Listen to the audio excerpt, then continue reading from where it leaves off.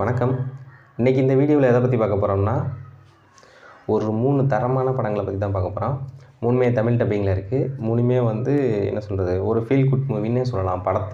படத்தோட எண்டில் சரிடா இன்றைக்கி ஒரு ஒர்த்தான மூவியை பார்த்தோம் அப்படிங்கிற மாதிரி தான் ஒரு ஃபீல் ஆகும். அந்த மாதிரி ஒரு 3 படங்களை தான் நான் செலக்ட் பண்ணியிருக்கேன். இதில் ஃபஸ்ட்டு படம் ட்ரீம் கார்ஸ். இந்த படம் 2020 ரிலீஸ் ஆகிருக்கு. இதுக்கு IMDb ரேட்டிங் 10க்கு 6.9. இது எந்த ஓடிடி தளத்தில் இருக்குது அப்படின்னு பார்த்தோம்னா நெட்ஃப்ளிக்ஸில் அவைலபிளாக இருக்குது. இது ஒரு உண்மை சம்பவத்தை பேஸ் பண்ணி எடுத்த படம், ட்ரூ ஸ்டோரி. ரெண்டாவது இதில் எந்த அடல்ட் கண்டென்ட்டு அந்த மாதிரிலாம் எதுவும் கிடையாது. ஃபேமிலியோட பார்க்கக்கூடிய ஒரு தரமான படம் தான். இந்த படத்தோட ஒன்லைன் ஸ்டோரி என்ன அப்படின்னு பார்த்தோம்னா, நம்ம படத்தோட ஹீரோயின் வீட்டில் சில உயிரினங்களெல்லாம் வளர்க்குறாங்க. என்ன சொல்கிறது, இந்த வாத்து, ஆடு இந்த மாதிரிலாம் வளர்த்திட்டு இருக்காங்க. அவங்களுக்கு அது மேலே கொஞ்சம் வளர்க்கணும்னு ஆசை அதிகமாக இருக்கும்.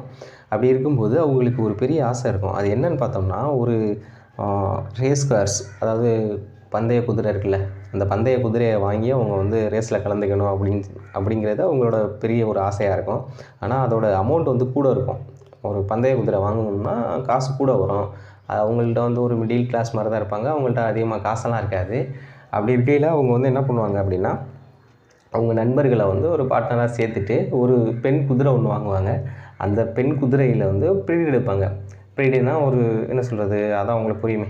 ப்ரீட் எடுத்து அந்த குட்டி போடுற குதிரையை ரேஸில் கலந்துக்கலாம் அப்படின்னு சொல்லிட்டு நண்பர்கள்டெல்லாம் பணம்லாம் வசூல் பண்ணி ஒரு டீம் மாதிரி ரெடியாகி வாங்கி ப்ரீடு எடுத்துருவாங்க. ப்ரீடு எடுக்கும்போதே அந்த வாங்கின பெண் குதிரை இறந்து போயிடும். ஆனால் அந்த குட்டி குதிரை இருக்குல்ல, அந்த குட்டி குதிரையை வளர்த்து அவங்க ரேஸில் கலந்துக்கிட்டாங்களா, அது ஜெயிச்சிச்சா இல்லையா அப்படிங்கிற மாதிரி தான் கதை மூவ் ஆகும். கண்டிப்பாக ஒரு நல்ல மூவி தான். கண்டிப்பாக தரமாக இருக்குது. நீங்கள் ட்ரை பண்ணி பார்க்கலாம். ரெண்டாவது படம் லூ. இது 2022 ரிலீஸ் ஆகிருக்கு. இதுக்கு IMDb ரேட்டிங் பார்த்தோம்னா 10க்கு 6.1. இது எந்த ஓடிடி தளத்தில் இருக்குன்னா நெட்ஃப்ளிக்ஸ்லேயும் அவைலபிளாக இருக்குது. நீங்கள் போய் பார்த்துக்கலாம். படத்தோட ஒன்லைன் ஸ்டோரி என்ன அப்படின்னு பார்த்தோம்னா, படத்தோட ஸ்டார்டிங்லேயே நம்ம ஹீரோயின் அவங்க பொண்ணோட ஒரு தீவில் வாழ்ந்துட்டு வராங்க. தனி தீவில் வாழ்ந்துட்டு இருக்காங்க. அவங்க ஒரு கொஞ்சம் பேர் தான் வாழ்ந்துக்கிட்டு இருக்காங்க. அப்படி இருக்கையில் ஒரு நாள் நல்ல மழை பெய்கிற நேரம் அவங்க பொண்ணை யாரும் கடத்திட்டு போயிடுறாங்க. ஹீரோயினோட பொண்ணை கடத்திட்டு போயிடுறாங்க. ஹீரோயின் தனியாக தேடி போக முடியாதுன்னு சொல்லிட்டு பக்கத்து வீட்டில் போய்ட்டு ஒரு பாட்டிமாவை ஹெல்ப்புக்கு கூப்பிட்றாங்க. பார்த்தோம்னா சரியான மழையாக இருக்குது. தீவு தானே, கடல், மலை எல்லாம் பயங்கரமாக இருக்கும்போது ஒரு பாட்டிமா எப்படி அந்த பொண்ணை தேடி போகிறாங்கன்னு பார்த்தா அது பெரிய சம்பவ கையாக இருக்கும் போல். அது பயங்கரமாக இருப்பாங்க. அவங்க ட்ரெஸ்ஸிங்லேருந்துலாம் பார்த்திங்கன்னா வெறித்தனமாக இருக்கும். ஒரு நாய் வேறு வச்சுருப்பாங்க. அந்த ஹீரோயினுடைய பொண்ணை தேடி போய் கண்டுபிடிச்சாங்களா இல்லையா அந்த மாதிரி தான் கதை மூவ் ஆகும். இதில் எந்த அடல்ட் கண்டென்ட்டோ எதுவும் கிடையாது. படம் கண்டிப்பாக நல்லாயிருக்கு. நீங்கள் ஃபேமிலியோடு உட்காந்து பார்க்கலாம். நான் சொல்ல போகிறதுலே 3வது படம் தான் நல்ல ஒரு என்ன சொல்கிறது, எனக்கு ரொம்ப ஃபேவரட். சூப்பராக இருக்குது. கண்டிப்பாக அந்த படத்தை நீங்கள் ட்ரை பண்ணி பாருங்கள். படம் பேர் 8 ஃப்ளோ. இந்த படம் 2006 ரிலீஸ் ஆகிருக்கு. இதுக்கு IMDb ரேட்டிங் 10க்கு 7.3.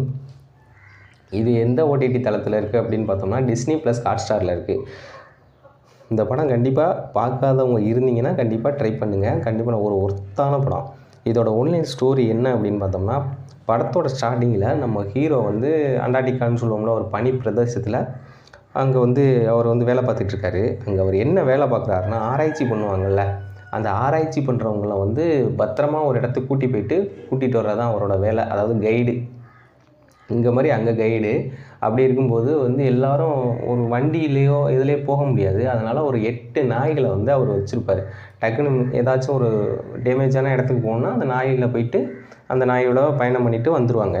அப்படி இருக்கும்போது அங்கே ஒரு டாக்டர் வர்றார். அவர் எதுக்கு வர்றாருன்னா, ஒரு கல்லை தேடி வர்றார். வேற்று கிரகத்துலேருந்து ஒரு கல் வந்திருக்கு, அந்த கல் இங்கே தான் இருக்குது அப்படின்னு சொல்லிட்டு.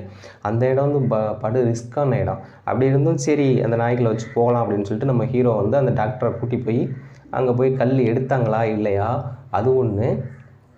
அவங்க போயிட்டு வரும்போதே பெரிய புயல், அதாவது இதுவரையும் சந்திக்காத ஒரு பெரிய புயல் வருது, சீக்கிரம் வந்துடுங்கன்னு சொல்லிட்டு கால் வருது. அவங்க இங்கே வந்துட்டு எல்லோரும், அதாவது ஒரு சேஃபான இடத்துக்கு போகணும் அப்படின்னா எல்லோரும் போக முடியாது. நாய்களை நம்ம ஃப்ளைட்டில் ஏற்ற முடியாது, இடம் பத்தாது அப்படின்னு சொல்லிடுறாங்க. சரி அப்படின்னு சொல்லிட்டு இவர் நம்ம ஹீரோவுக்கு வந்து அந்த நாய்களை வந்து விட்டுட்டு வர மனசே இருக்காது. நம்ம எல்லோரும் போயிட்டு திரும்ப அந்த நாயை கூப்பிடலாம் அப்படின்னு சொல்லி கூட்டிகிட்டு போவாங்க. ஆனால் நாய்களை வந்து திரும்ப வந்து அவர் கூப்பிட்டா இல்லையா அப்படிங்கிற மாதிரி தான் படம் வந்து போகும். படம் கண்டிப்பாக ஒரு ஒர்த்தான படம். நல்லாயிருக்கு. கண்டிப்பாக ட்ரை பண்ணி பாருங்கள். தேங்க்யூ.